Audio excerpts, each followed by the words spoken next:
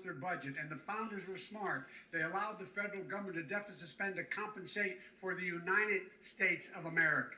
I want to talk about the minimum wage, gentlemen. Mr. Vice President, we are talking a lot about struggling small businesses and business owners these days. Do you think this is the right time to ask them to raise the minimum wage? You, of course, support a $15 federal minimum wage. I do, because I think one of the things we're going to have to do is we're going to have to bail them out, too. We should be bailing them out now, those small businesses. You got 1 in 6 of them going under. They're not going to be able to make it back. They passed a package that allows us to be able to call PPP. Money is supposed to go to help them do everything from organize how they can deal with their businesses being open safely.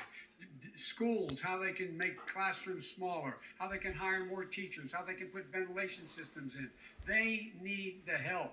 The businesses as well as the schools need the help. But these guys will not help them. It's not giving them any of the money. We are going to move on to immigration, but I want to get we your have to help our reaction. small businesses by raising the minimum wage. That's not helping. I think it should be a state option. Alabama is different than New York. New York is different from Vermont. Every state is different. It should be a state option. You said very we have recently. to help. It's very important. We have to help our small businesses. How are you helping your small businesses when you're forcing wages? What's going to happen, and what's been proven to happen, is when you do that, these small businesses.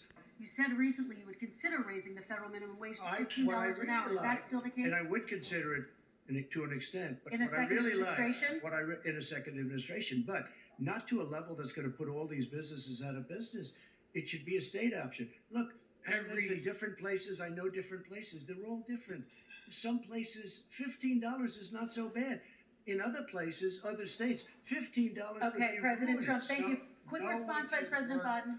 2 jobs, 1 job, be below poverty. People are making $6, $7, $8 an hour. These first responders, we all clap for as they come down the street because they've allowed us to make it. What's happening? They deserve a minimum wage of $15. Anything below that puts you below the poverty level.